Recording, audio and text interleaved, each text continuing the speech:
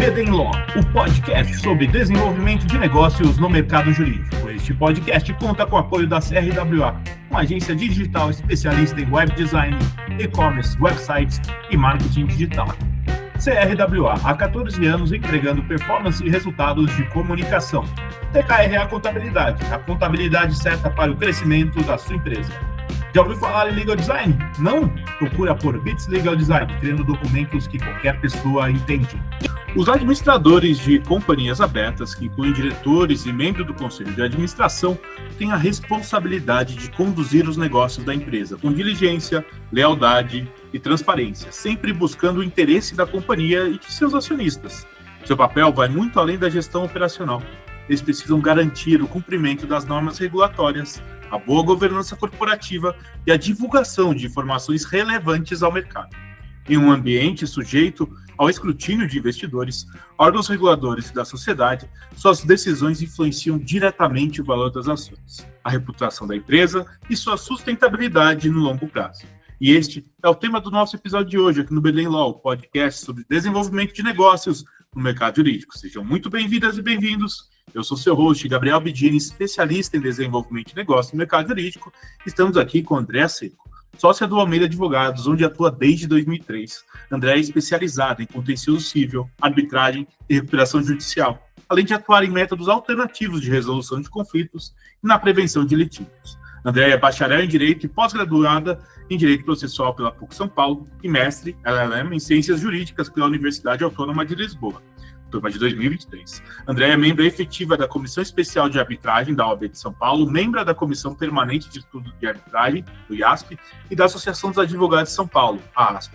Ela também é membro da Comissão Jurídica da Câmara Brasileira de Comércio Eletrônico, além de autora de diversas obras. Andréa, seja muito bem-vinda e obrigado por topar o nosso convite, viu? Obrigada, Gabriel. Obrigada. É um prazer estar aqui com você. Obrigada pelo convite, pela oportunidade de estar no BD Law e de a gente poder falar de um assunto que vem tomando cada vez mais relevância, né? Principalmente no Brasil, que são a responsabilidade dos administradores de companhia aberta, principalmente depois de tudo que a gente vê muito nos noticiários, né? Nos últimos tempos, sobre essa questão. Então, eu espero poder contribuir um pouco aí com informação e da nossa legislação sobre o assunto, né? É isso aí, Andréa. Estou animado para poder aprender aqui com você. E, Andréa, como que você chegou no direito? Conta um pouquinho da sua trajetória para a gente, para quem não te conhece ainda. Então, Gabriel, eu me formei pela PUC, né, no ano de 2000. Enquanto eu estudava ali na Faculdade de Direito, eu sempre tive muito claro que eu iria seguir ali pela advocacia privada, né? A advocacia privada foi sempre o que me encantou e realmente era o que mais fazia sentido para mim. Então, durante todo o meu estágio, eu trabalhei em escritório de advocacia, toda uma experiência em escritório de advocacia com um viés muito empresarial, né? Então, assim, são os escritórios full service, que atendem ali as empresas do começo ao fim, em várias áreas do direito.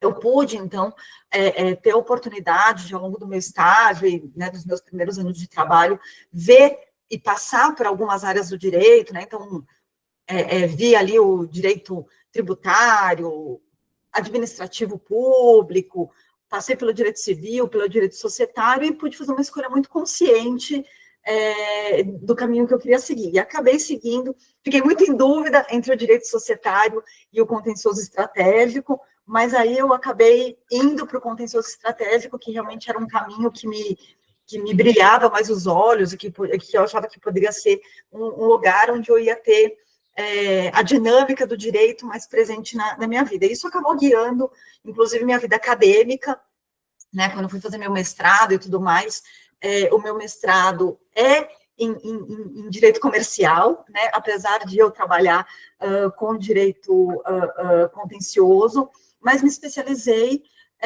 nos conflitos societários. Então, juntando um pouco aí das duas paixões, que foi o societário e o civil, eu acabei me especializando no contencioso societário e passei por alguns escritórios de advocacia, estou no Almeida Advogados desde 2013, e aqui tenho feito minha trajetória nos últimos 20 anos.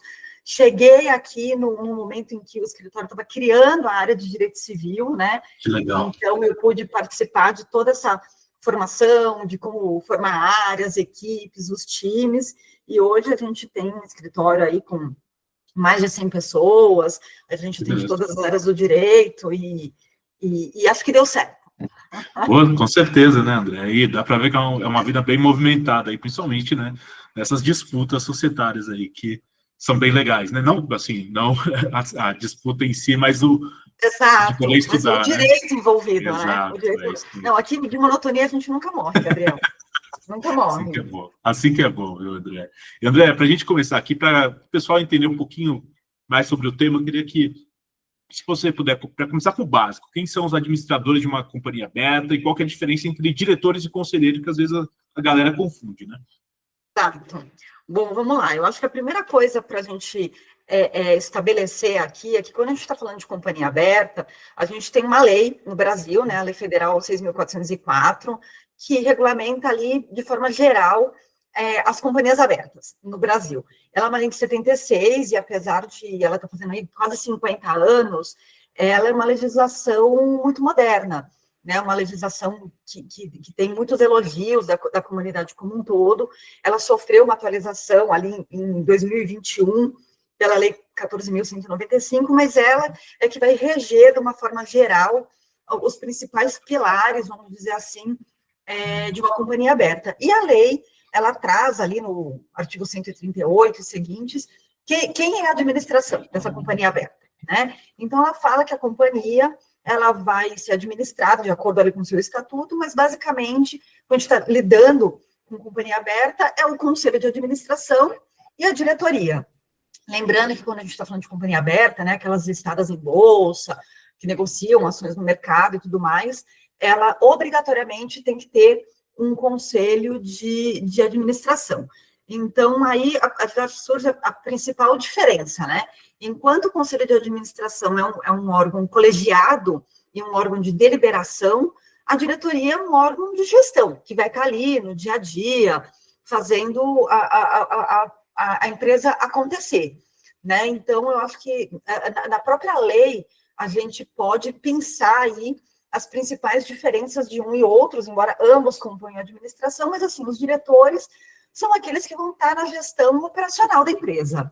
Eles vão executar as atividades da companhia, vão administrar suas operações, são eles que vão tomar as decisões diárias, implementar as estratégias que vão ser trazidas pelo conselho, né, de administração, e os diretores, em geral, são escolhidos pelo próprio conselho de administração. Então, eu acho que esse, assim, é o grande papel da diretoria. Já os conselheiros, né, que, como o próprio nome diz, são aqueles que compõem o conselho de administração, por ser um órgão colegiado e ter essa visão estratégica do negócio, ele também tem lá as principais competências deles estabelecidas na lei, né? Está lá no artigo 142 e seguintes, mas ele é um órgão que vai supervisionar a gestão da empresa e vai tomar as decisões estratégicas. Ela vai orientar os negócios da companhia, ela vai fazer a definição de estratégia da empresa a médio e longo prazo, né? Quais são, como é que ela vai estar alinhada aos interesses dos acionistas, aos interesses do mercado, vai fazer a supervisão e a gestão geral da administração, né, aprovando ali os planos de negócio, orçamento, políticas, diretrizes,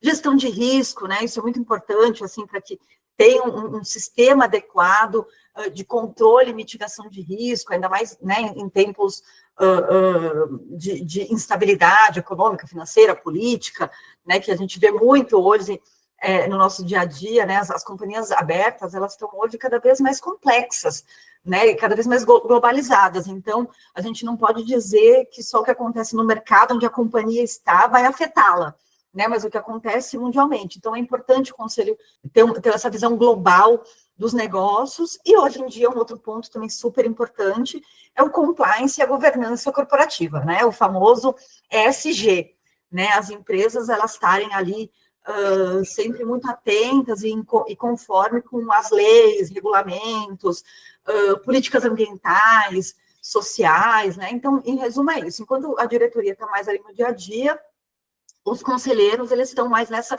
visão estratégica de negócios a médio e longo prazo.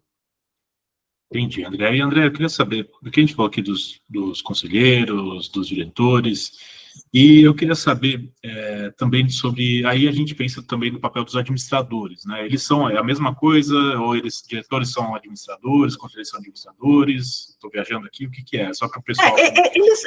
Ambos compõem a administração da empresa, né? Perfeito. Existe essa divisão gerencial, né, por próprio dia a dia da companhia, mas ambos são administradores. Lógico, né, Gabriel? Assim, a gente vai ter ali as regras do estatuto, né? O estatuto tem uma certa liberdade, né, para dar algumas tarefas para um ou outro órgão, mas existiam aquelas tarefas privativas do Conselho de Administração, né, que foi um pouco que eu expus aqui de uma forma global, que estão na lei, mas quando a gente fala em administração da companhia, estão ali os diretores e os conselheiros. Ah, legal, bacana. E, André, aproveitando, quais são os deveres legais desses administradores e o que acontece se eles não cumprirem isso? Tem uma pena? Pode, sei lá... Agora pode ser interessante, né? Esse é o assunto de $1 milhão, viu, Gabriel? Quando não mais, assim. Porque esse é o grande assunto que todo mundo tem conversado, se interessado cada vez mais, porque, assim, a gente fala, né, no direito societário que os administradores são a própria companhia, né? As decisões que eles emanam são as decisões das companhias, da própria companhia. Embora, lógico, eles tenham ali os deveres individuais deles, mas eles personificam, né, nas decisões o que a companhia quer seguir e como ela quer se apresentar ao mercado e os seus negócios.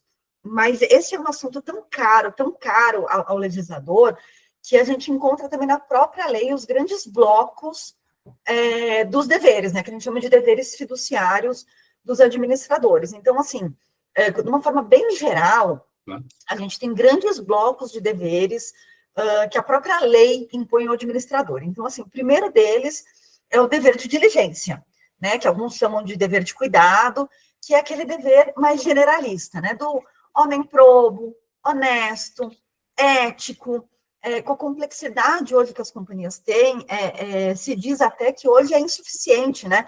Só o administrador ter aqueles atributos de ser honesto, ter boa vontade, ter bom senso, né? Ser diligente. Não, é necessário mais do que isso, assim, né? Ele precisa ter uma competência profissional, ele precisa ter experiência, ele precisa se qualificar, né? Porque ali dentro do chapéu da diligência, mais do que a prudência, o cuidado do homem razoável, está a própria gestão, né? A tomada de decisões que precisam ser decisões informadas, responsáveis, né? E não só por isso, se diz também, conceitualmente, né, que esse dever de diligência ele até se subdivide em outros, né? Então, ali falando o dever de investigação, né, que assim, o administrador ele tem que ir lá investigar aquela informação que ele recebeu.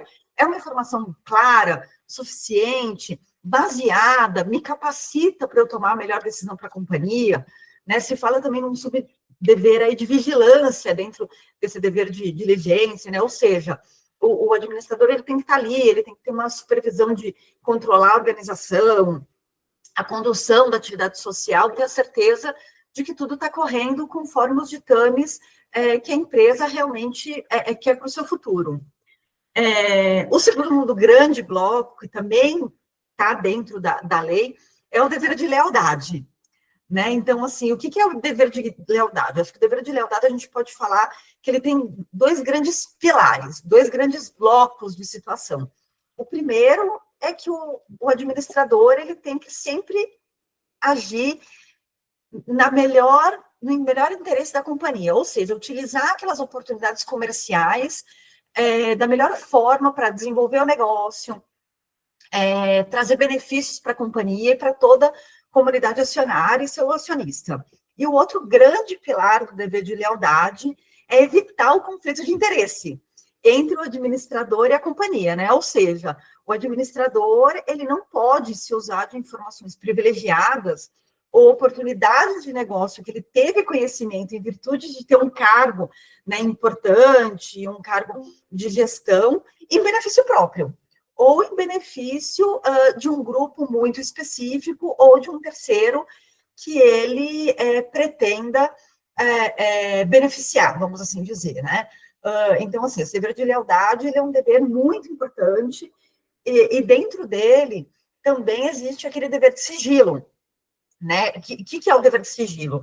É o dever do administrador que, quando ele está ali numa situação tão específica e tão privilegiada, ele ter uma consciência de como usar aquela informação que ele tem do negócio de uma forma que seja benéfica para a companhia. Ou seja, né, dar informação ao mercado no momento oportuno, né, para que isso não seja usado eventualmente por outros players, outros concorrentes, para causar um problema de negócio ou estratégico para a companhia. Então, assim, o dever de lealdade, eu diria que é o dever, eu acho que mais caro que a gente tem dentro da lei. E ele fala muito, ele tem uma relação muito próxima com o outro dever que também é previsto na lei, ali no ciclo 7, que é o dever de informação, né? Ele tem uma relação íntima com o dever de lealdade, porque você fala, pô, André, você acabou de me falar do dever de sigilo, agora você me fala do dever de informação, né?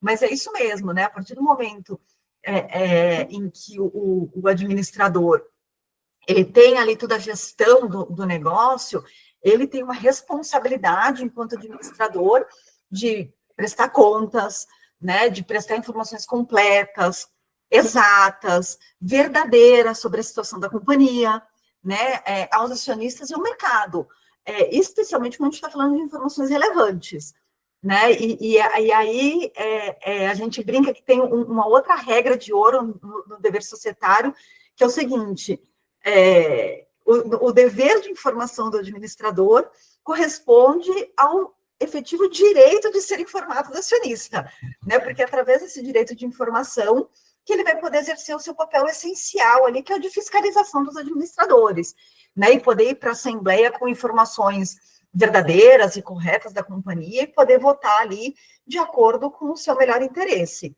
E tudo isso dentro de um chapéu que é o chapéu geral, né, dos administradores aí de qualquer empresa, não só das companhias abertas, mas de qualquer empresa, que é o de cumprir as normas legais, né, e estatutárias.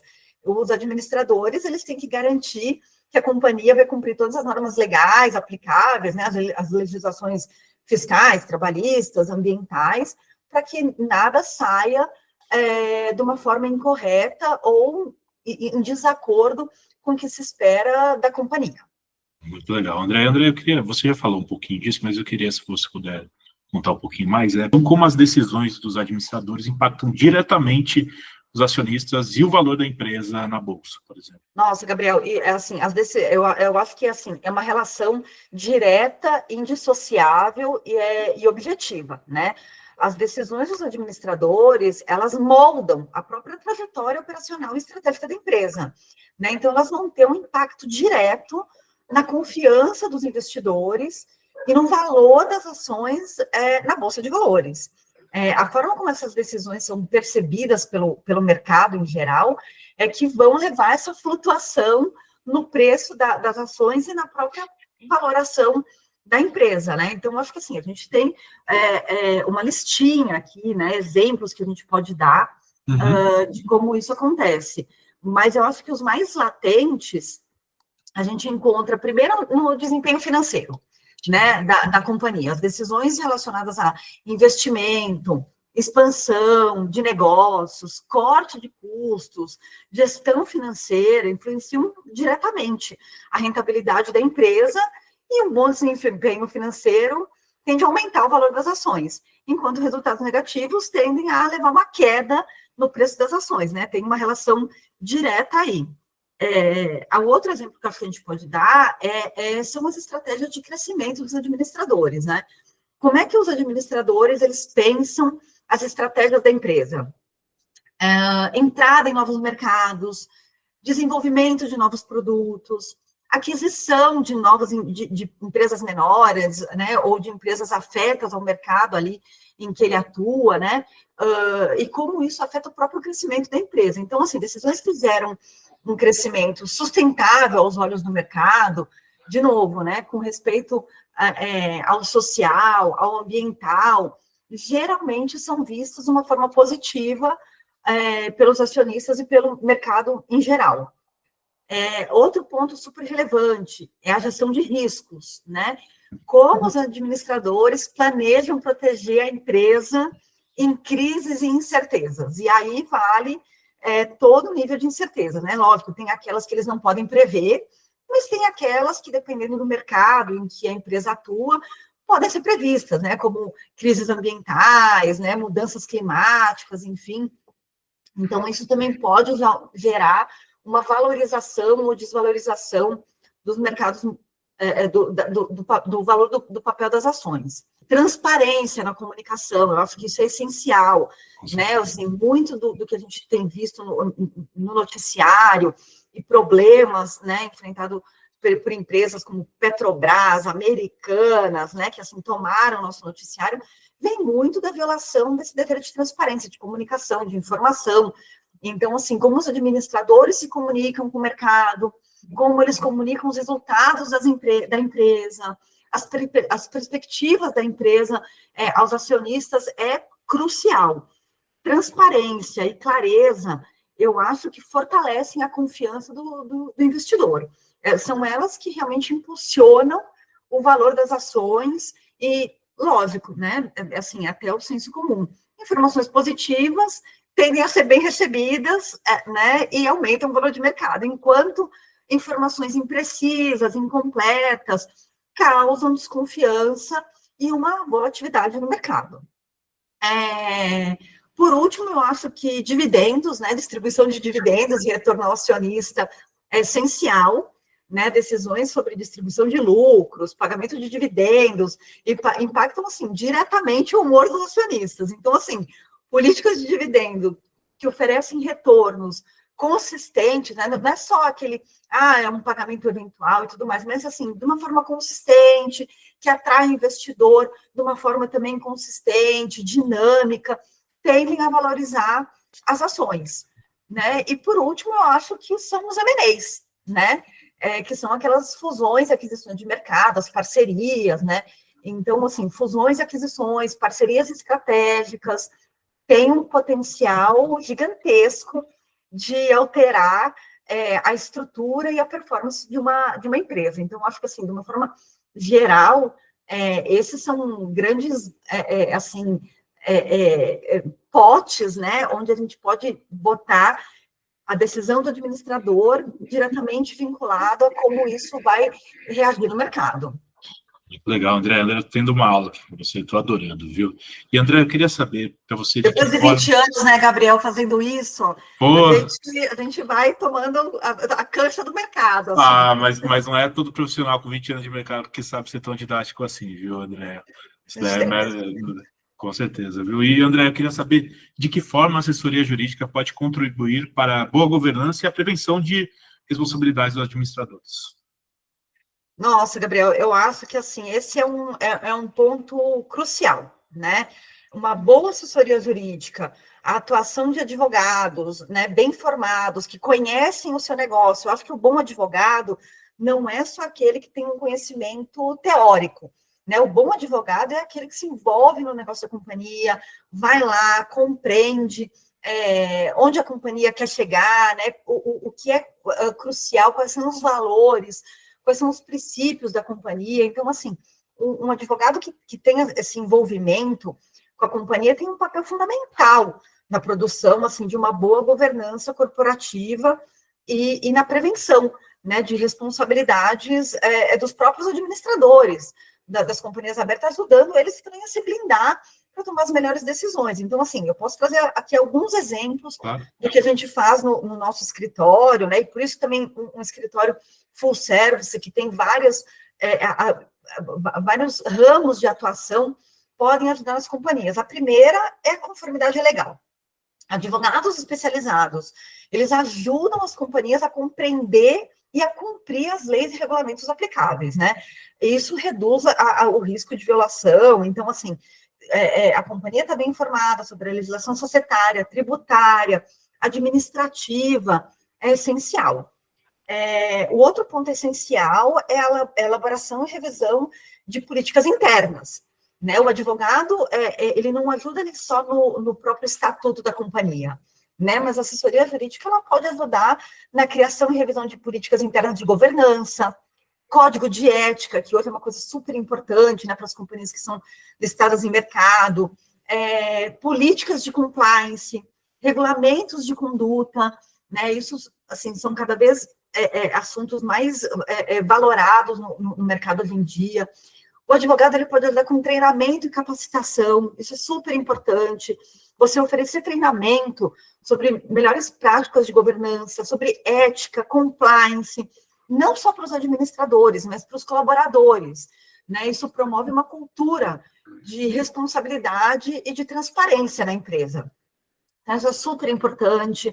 Assessoria em transações, né? Então, ali nas fusões, nas aquisições, parcerias, os advogados ajudam a estruturar essas transações de uma forma legalmente segura, garantindo que todos os aspectos regulatórios sejam atendidos e que os interesses da companhia também sejam ali contemplados.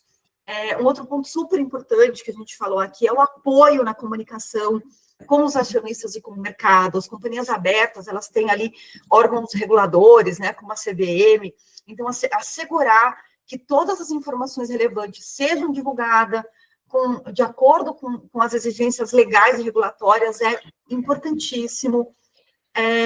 Prevenção de conflito, né? A gente pensa no advogado ali só quando a briga chega. É isso. Né?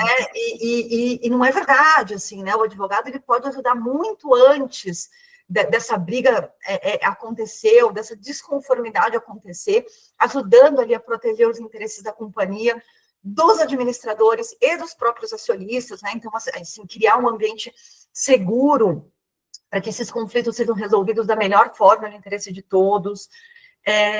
Representação em assembleia, isso é super importante, né? Porque ali nos conclaves você tem também toda uma norma legal, estatutária que precisa ser cumprida, prestar as informações, né, para quem está ali, para os acionistas, ajudar os administradores a prestar essas informações. E, por último, as auditorias, né? As auditorias e as revisões. Então, assim, assessoria jurídica, participar das auditorias internas, externas, ajudar a identificar áreas de risco, propor melhoria nas práticas de governança corporativa, eu acho que são essenciais. Então, você ter, assim, um advogado ali de braço dado com a companhia é importantíssimo não só para o negócio, mas também para o mercado como um todo, porque isso vai garantir que a sua comunicação seja melhor, seja mais efetiva e seja conforme, né, que é o mais importante de tudo. Sensacional, né? Com toda razão aí. Você deixa claro que o advogado está aí, a advogada está para ajudar o cliente também no planejamento estratégico, né? Tá desde o começo ali, não só na hora que foi ter a briga. Que a briga acontece. Que a briga, porque muitas vezes, assim, quando a briga acontece, já tem pouco que você possa fazer, né? Ao passo que, se a assessoria jurídica está ali caminhando com você, e você consegue ajudar a identificar esses gargalos e tudo mais, todos chegam melhor preparados para o conflito. A gente quer que o conflito aconteça? Não. Né? Eu mesmo, sendo uma advogada de contencioso e tudo mais, a gente briga aqui para que o conflito não aconteça, porque ele não é bom, né, para a companhia, para os acionistas, mas às vezes ele é inevitável, né? Então, assim, você construir os caminhos de como você vai levar esse conflito e voltar de novo a ter uma harmonia entre acionistas e companhia é essencial. Sensacional. E, André, eu queria saber aqui também, para concluir essa uma última pergunta, que conselho que você daria para os advogados e advogadas que querem entrar nessa área, conhecer mais, trabalhar? Vamos lá. Eu acho que, assim, você ter uma visão diversificada do direito é essencial. E a outra dica que eu dou, assim, que eu acho que é uma dica de ouro e que me ajudou muito ao longo da minha carreira e que eu faço questão que o meu time também pratique isso no dia a dia, é você estar envolvido com o negócio do cliente. Às vezes você é um advogado ali tributarista, mas você querer entender, se interessar pelo que está acontecendo ali no societário da empresa é tão importante, você ser um advogado societário, mas você trazer, na hora ali de revisar um estatuto, na hora de fazer um contrato, trazer o teu advogado civilista, trazer o teu advogado trabalhista para junto do negócio, eu acho que é essencial. Então, assim, eu acho que a dica de ouro é trabalhar a 4 mãos, 6 mãos, 8 mãos, é essencial. Você ser interessado pelo seu cliente.